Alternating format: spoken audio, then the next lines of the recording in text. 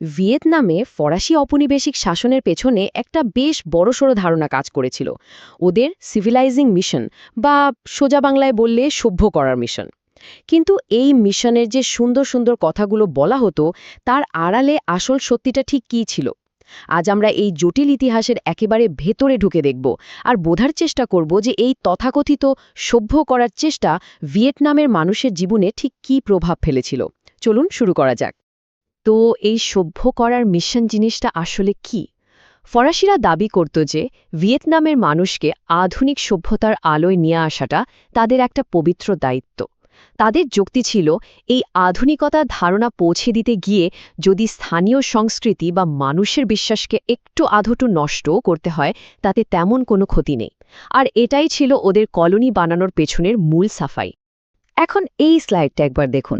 একদিকে ফরাসিরা প্রতিশ্রুতি দিচ্ছিল আধুনিকতা, উন্নতি আর সভ্যতার, আর অন্যদিকে ভিয়েতনামের মানুষ আসলে কি পাচ্ছিল? চরম অর্থনৈতিক শোষণ আর নিজেদের সংস্কৃতির ধ্বংস। এই দুটোর মধ্যে তফাৎটা ছিল একেবারে আকাশ আর পাতালের মতো, আর এটাই আমাদের আজকের আলোচনার মূল ফোকাস। তো এই মিশনের ব্যর্থতার প্রথম বড়সড় উদাহরণ যদি দেখতে হয়, তাহলে আমাদের তাকাতে হবে হ্যানয় শহরের দিকে।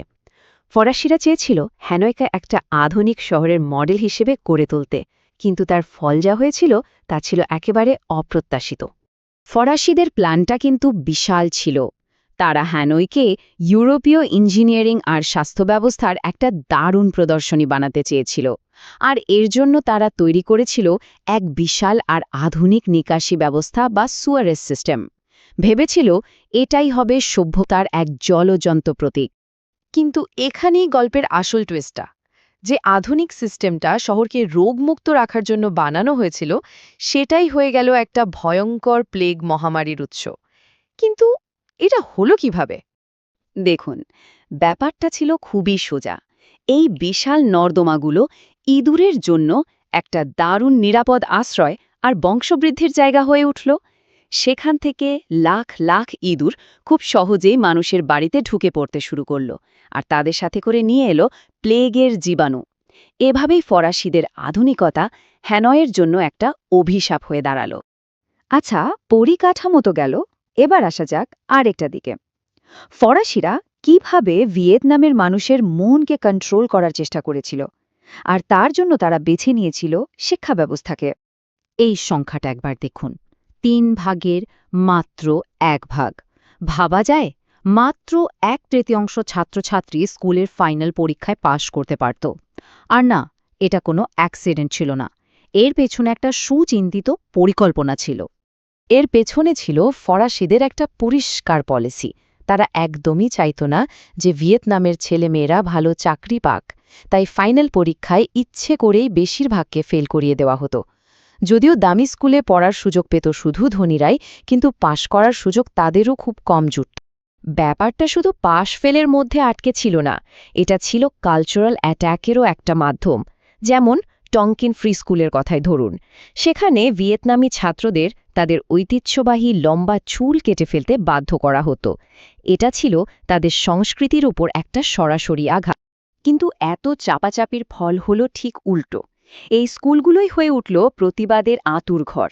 ছাত্রছাত্রীরা একজোট হতে শুরু করল, আর সাইগান নেটিভ গার্লস স্কুলে এমন ব্যাপক প্রতিবাদ হলো যে ফরাসিরা বহিষ্কৃত ছাত্রীদের ফিরিয়ে নিতে বাধ্য হয়েছিল। জাতীয়তাবাদের এক নতুন স্ফুলিঙ্গ তৈরি হচ্ছিল ক্লাসরুম থেকেই।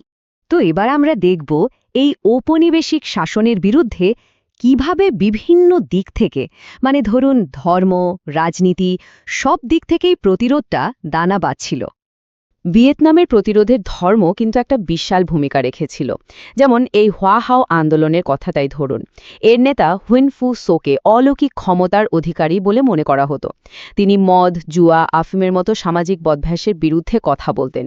তার জনপ্রিয়তা দেখে ফরাসিরা ভয় পেয়ে গেল, আর তাকে পাগল বলে একটা মানসিক হাসপাতালে পাঠিয়ে দিল। মজার ব্যাপার হলো কি জানেন, যে ডাক্তারকে পাঠানো হয়েছিল তাকে পাগল প্রমাণ করার জন্য, সেই ডাক্তারই নাকি শেষ পর্যন্ত তার শিষ্য হয়ে যান। রাজনৈতিক দিকে তাকালে স্বাধীনতার জন্য মূলত দুটো আলাদা চিন্তাভাবনা সামনে আসছিল। একদিকে ছিলেন ফ্যান বইচাও, যিনি পুরনো রাজতন্ত্র ফিরিয়ে আনতে চেয়েছিলেন, আর অন্যদিকে ছিলেন ফ্যান চু ত্রিন, যিনি আবার রাজতন্ত্রের ঘোর বিরোধী ছিলেন। তিনি ফরাসিদের তাদের নিজেদের আদর্শ স্বাধীনতা আর গণতন্ত্র মনে করিয়ে দিয়ে ভিয়েতনামে একটা গণতান্ত্রিক দেশ গড়তে চেয়েছিলেন। ফরাসিদের এই সব কিছুর চূড়ান্ত ফল কি হয়েছিল? একটা সর্বাত্মক যুদ্ধ, স্বাধীনতার জন্য একটা গণযুদ্ধ, যেখানে পুরো জাতি একসাথে ঝাঁপিয়ে পড়েছিল। এই যুদ্ধের ব্যাপ্তিটা বুঝতে হলে শুধু এই সংখ্যাটাই যথেষ্ট। 1.5 মিলিয়ন, প্রায় 1.5 মিলিয়ন মহিলা সরাসরি সেনাবাহিনীতে বা অন্যান্য বাহিনীতে যোগ দিয়েছিলেন। এটা কোনো সাধারণ যুদ্ধ ছিল না, ছিল এক গণযুদ্ধ। যুদ্ধের জন্য রসদ জোগানো, সেটাই ছিল একটা বিরাট চ্যালেঞ্জ। আর এই অবিশ্বাস্য কাজটা করতেন সাধারণ পোর্টাররা। পিঠে বা সাইকেলে করে 70 কেজি পর্যন্ত ওজন নিয়ে তারা দুর্গম হো চি মিন ট্রেল পার হতেন। আর এদের মধ্যে অনেকেই ছিলেন মহিলা, যাদের অবদান ভোলার নয়। এই স্লাইডটা দেখলে একদম পরিষ্কার হয়ে যায় যে মহিলারা যুদ্ধের কোনো একটা দিকে নয়, বরং সব দিকেই ছিলেন। তারা শুধু সাপোর্ট সিস্টেম ছিলেন না, তারা ছিলেন যোদ্ধা, ছিলেন শ্রমিক, নার্স, পোর্টার। তারা প্লেন শুট করে নামিয়েছেন, বোমা নিষ্ক্রিয় করেছেন, আহতদের সেবা করেছেন। সত্যি বলতে তাদের ছাড়া এই যুদ্ধ জেতাটা প্রায় অসম্ভব ছিল।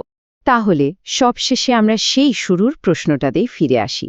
ফরাসিরা ভিয়েতনামে এসেছিল সভ্য বানানোর মিশন নিয়ে, কিন্তু তার ফল হলো প্রতিরোধ, বিদ্রোহ আর যুদ্ধ। এটা আমাদের একটা খুব বড় প্রশ্নের সামনে দাঁড় করিয়ে দেয়।